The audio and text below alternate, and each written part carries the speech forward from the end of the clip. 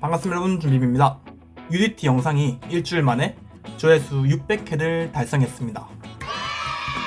이런 적은 처음입니다. 전혀 기대하지 않았던 흑역사였는데 되게 뿌듯하더라고요. 혹시나 하는 마음으로 UDT 다음으로 의경 시험 치고 합격한 후기를 남기려고 합니다. 제가 한때 네이버 블로그를 했었습니다.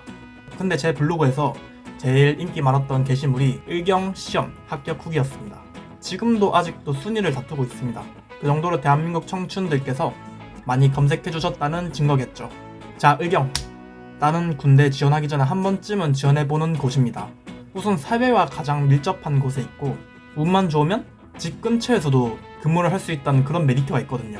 그리고 또 경찰 공무원을 준비하고 계신 분들께서 의경 특채를 노리고 준비를 하고 계신 분들이 되게 많다고 들었습니다. 저는 의경을 2번 지원했습니다. 그리고 2번째 떡하니 합격을 했습니다. 하지만 입대 일주일 전 방위산업체 산업기능요원으로 편입이 되어서 입대를 포기하게 되었습니다. 이거 의경 영상 조회수도 괜찮게 나온다 싶으면은 보충력들이 가는 훈련소 후기도 한번 남겨보도록 하겠습니다. 제가 합격했을 때가 2017년이었고 경쟁률은 15대 1이었습니다. 요즘 경쟁률을 보니까 20대 1, 30대 1을 그냥 가뿐하게 넘어버리던데, 이게 이유를 알아보니까 정권이 바뀌면서 경찰 인력을 늘리기 위해서 의경 폐지를 확정하고 매년 20%의 인원을 감축한다고 들었습니다. 그렇기 때문에 뽑는 인원이 적으니까 경쟁률이 올라갈 수밖에 없죠. 그리고 또 슬픈 점은 2021년 12월을 마지막으로 의경 선발을 중지하고 2023년에 최종적으로 산업기능요원과 의경을 폐지시킨답니다. 조금만 더 늦게 의경 입대하면은 후임이 없이 전역하는 건가요? 와, 최악인데? 어떡하냐 니들? 죄송합니다. 자, 이제 의경에 대해서 알려드리겠습니다. 홀수달에는 시험 지원을 하고 짝수달에는 시험장에 가서 인성검사랑 체력검사를 받는 걸로 알고 있습니다. 여기서 중요한 점은 몸에 문신이 하나도 있으면 안 됩니다. 저 때는 팬티만 입혀놓고 싹 다 벗기고 문신이 있나 없나 완전 꼼꼼하게 검사하더라고요. 아주 작은 레터링까지 검사하는 것 같으니까 약간 문신이 있다 싶으면 그냥 지원하지 마세요. 아, 그리고 또 범죄 경력이 있으면 이것도 불합격 사유에 걸린다니까 범죄 경력이 있으신 분이나 문신이 있으신 분들은 그냥 깔끔하게 지원하지 마십시오. 시간 아깝습니다. 우선 준비물을 한번 보겠습니다. 컴사 뭔지 알죠? 컴퓨터용 사인펜, 그리고 수정 테이프, 신분증, 여권도 가능한데 만료된 여권을 갖고 가면 안 됩니다. 제가 고등학생 때 토익시험을 치러 가서 만료된 여권을 갖고 가버렸습니다. 근데 이게 저는 만료된 걸 갖고 가면 안 되는지 모르고 만료된 걸 갖고 가서 그대로 시험도 못 치고 그냥 쫓겨났습니다. 그러니까 절대 만료된 여권은 바로 그냥 버리세요. 자, 신분증 챙겼으면 다음에는 체력검사를 받아야죠. 체력검사 받으려면 추리닝이 필요하죠. 트레이닝복 챙겨가지고 또 필요한 서류들이 있습니다. 필요한 서류들은 최종 학력이 나와있는, 자, 이제 또 다 챙겼으면 서류들이 필요합니다. 필요한 서류들은 최종 학력이 나와있는 서류, 이건 동사무소나 어디 무인 발급기 가면 있는 것 같더라고요. 그리고 이거 챙기고 신검 통지서, 만약에 신검 통지서 안에 혈압이나 시력이 좀 이상하다는 그런 게 적혀 있으면은 따로 병원에 가셔서 혈압 진단서나 교정 시력 진단서가 필요합니다. 여기서 중요한 거는 소견서가 아니고 진단서. 근데 내가 신검을 아직 안 받았다, 이런 분들은 그냥 일반 병원 가서 받으셔도 되는데, 이게 들어보니까 병원마다 다를지 모르겠는데 검사 받으신 분께서 4만원에서 5만원 정도 들였다고 말씀하시더라고요. 더 자세한 사항은 의경 홈페이지에 나와 있으니까 홈페이지 참고하시고요. 서류가 누락돼서 집에 가는 사람들이 있답니다. 이런 분들이 어떤 분들이냐면 자신의 시력과 혈압이 미달인데 진단서를 가져오지 않은 경우, 또는 진단서가 아닌 소견서를 가져온 경우. 근데 제가 이건 확신하지 못하는 게 꼭 진단서여야만 되는지는 한번 고객센터에 문의해보셔갖고 소견서를 갖고 가도 되는지 한번 물어보시길 바랍니다. 근데 제가 알기로는 소견서는 안 되는 걸로 알고 있어요. 왜냐면 제가 다른 분 블로그를 봤는데 소견서는 안 된다고 적혀 있었거든요. 우선 이건 나중에 궁금하신 건 따로 연락해서 물어보시고요. 세 번째, 신검 통보서를 사본으로 출력하거나 스마트폰 화면으로 제시할 경우입니다. 우선 이 3가지가 중요한 사항인데 내가 이 3가지 중 한 가지를 충족한다, 그러신 분들은 확실하게 의경 홈페이지에 전화하셔갖고 물어보시길 바랍니다. 자, 이제 시험장 분위기를 봐야죠. 시험장 분위기는요, 누가 대한민국 피 끓는 청춘들 아니랄까봐 가오가이거들이 다 뭉쳤습니다. 애들이 가오가 육체를 지배했어요. 물론 저도 옛날에 그랬겠죠. 저는 23살 때 시험을 보러 가서 나이가 좀 있는 상태에서 가서 그런지 모르겠는데 그렇게 가오 잡고 있는 애들 보니까 좀 귀엽긴 하더라고요. 어차피 걔들 다 이등병 쫄따구부터 시작할 텐데, 그러니까 미리미리 철 좀 드시길 바랍니다. 그리고 도착 시간이 정해진 시간에 늦어도 10분 전까지는 도착하시길 바랍니다. 이게 시간이 커트라인이 딱 걸리면은 바로 문을 잠궈버립니다. 그러니까 딱 맞춰서 가야지 이런 생각하지 마시고 미리미리 도착하시길 바랍니다.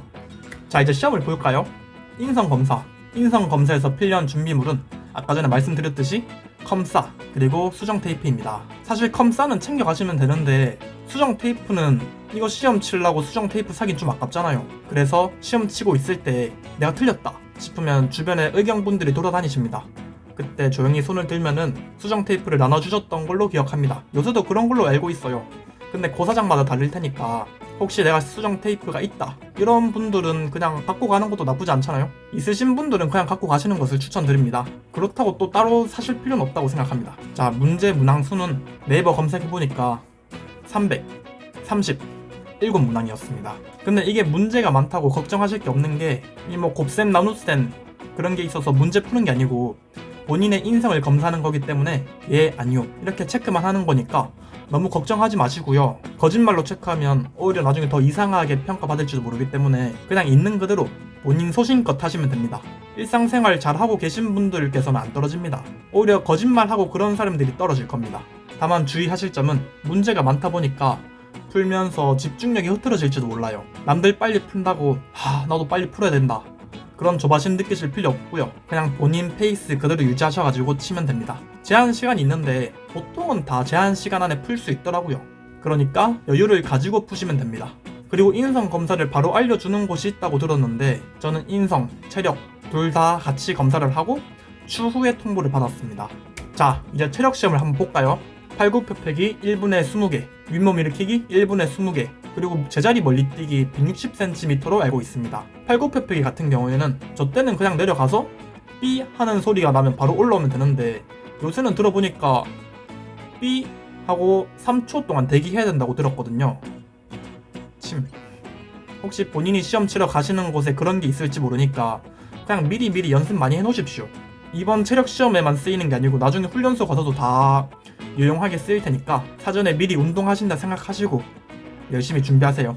사실 시험 치시는 분들께 미안한데 UDT 시험장에서 괴물들만 보고 오니까 의경 시험 치시는 분들은 되게 귀엽게 느껴졌습니다. 몸매도 다들 배 불뚝 튀어나왔고 술을 도대체 얼마나 먹은 거예요? 몸매 관리 좀 하세요. 윗몸 일으키기나 제자리 멀리뛰기는 사실 제가 따로 알려드릴 게 없습니다. 제자리 멀리뛰기는 연습 안 해도 그냥 다들 160cm는 넘어가실 거고요. 윗몸 일으키기도 조금만 연습하시면 바로 1분에 20개 되실 거고 팔굽혀펴기만 조금 더 연습해가지고 시험 치러 가시면 될 것 같습니다.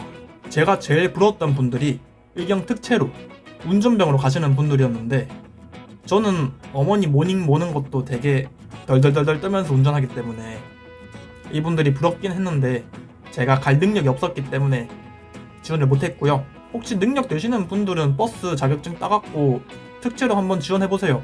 근데 21년 12월까지 무조건 합격을 하셔야 되기 때문에 앞으로는 지원할 수 있는 달에 다 지원하십시오. 이게 꿀팁인 것 같아요. 꿀팁 아닌 꿀팁? 파이팅! 시험을 다 치고 월 말이나 그 다음 달 초에 결과가 나옵니다. 이때 긴장감은 말을 할 수가 없습니다. 컨트롤 F 눌러서 제 이름을 검색하는데 동명이인이 있는 거예요. 근데 한 번 더 엔터를 누르니까 그때서야 제 이름이 나오는 겁니다. 그때 기분은 정말 좋았죠. 부디 여러분도 합격하셔서 의경 가서 멋진 경찰 되시길 바라고요. 의경 가면 좋대요. 꼭 가세요. 파이팅! 후임 없이 군생활 하긴 좀 빡셀 것 같은데 그래도 의경이잖아. 사회와 제일 밀접한 곳에 있잖아요. 파이팅 하시고 소방관이나 경찰 인원 늘리는 건 좋은데 여자 경찰, 여자 소방관 뽑는다 치고 여자들한테 어드밴티지 주는 거는 되게 보기가 싫습니다. 여군, 여경, 여자 소방관 말이 됩니까 이게? 결국 우리 가족, 우리 지인들이 보호받아야 하는데 자격 미달인 사람이 구하러 오면 솔직히 저 같아도 남자분들 원할 것 같아요. 여자 비하 발언이 아니고 어드밴티지보다는 꼭 그에 맞는 능력이 있는 분들이 오셨으면 좋겠습니다. 파이팅! 이건 조회수 몇 넣을까?